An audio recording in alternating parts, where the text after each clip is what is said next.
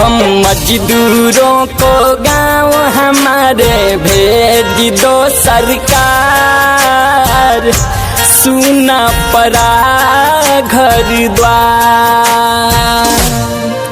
हम मजदूरों को गाँव हमारे भेज दो सरकार, सुना पड़ा घर द्वार।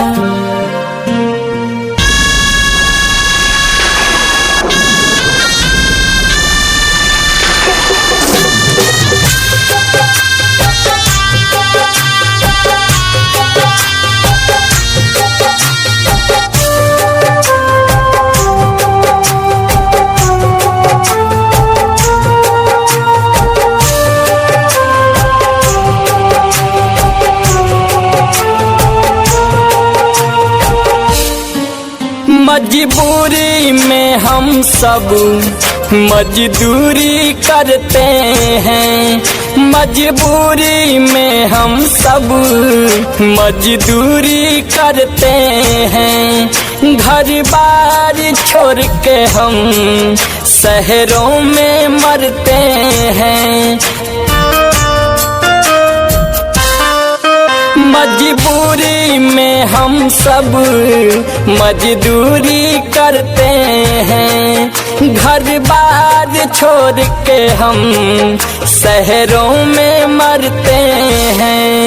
हम लोगों के पैसों से हमारा चलता है परिवार, सुना पड़ा घर द्वार।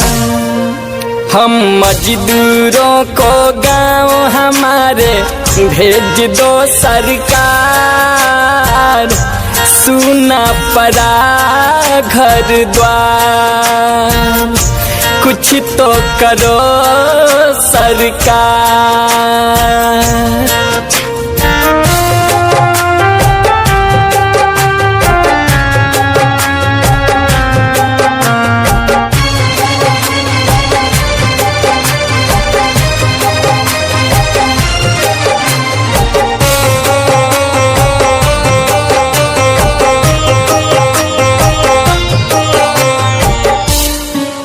हमको न पता था कि ये दिन भी आएंगे, हमको न पता था कि ये दिन भी आएंगे। कोरोना के कारण घरों में सब छिप जाएंगे। हमको न पता था कि ये दिन भी आएंगे। कोरोना के कारण घरों में सब छिप जाएंगे। हम तो बस पापी पेट के कारण झेल रहे हैं मार, कुछ तो करो सरकार। हम मजदूरों को गाँव हमारे भेज दो सरकार, सुना पड़ा घर द्वार। कुछ तो करो सरकार।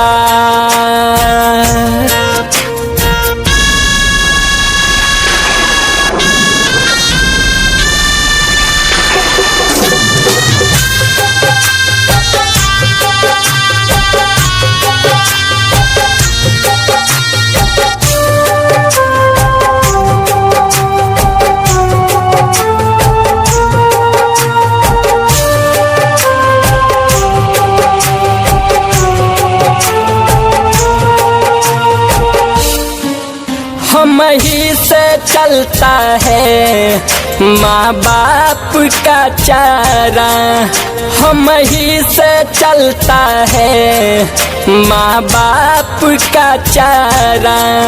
उन लोगों के जीवन का सुख चैन भी सारा। हम ही से चलता है माँ बाप का चारा, उन लोगों के जीवन का सुख चैन भी सारा। राजा सुबस संग रोवे बैठे सोनू आदित्य गीतकार, कुछ तो करो सरकार। हम मजदूरों को गांव हमारे भेज दो सरकार, सुना पड़ा घर द्वार, सुना पड़ा घर द्वार, सुना पड़ा घर द्वार।